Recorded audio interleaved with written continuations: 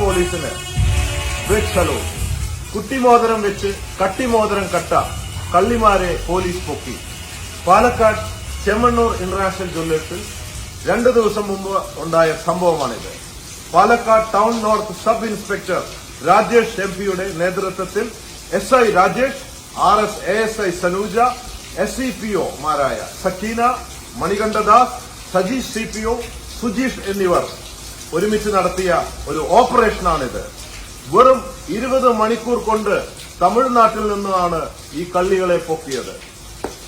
അത് വളരെ സ്മാർട്ടായി, ബുദ്ധിപരമായി കേരള പോലീസിന്റെ വലിയൊരു റെക്കോർഡ് ഓപ്പറേഷനായിരുന്നു അത്.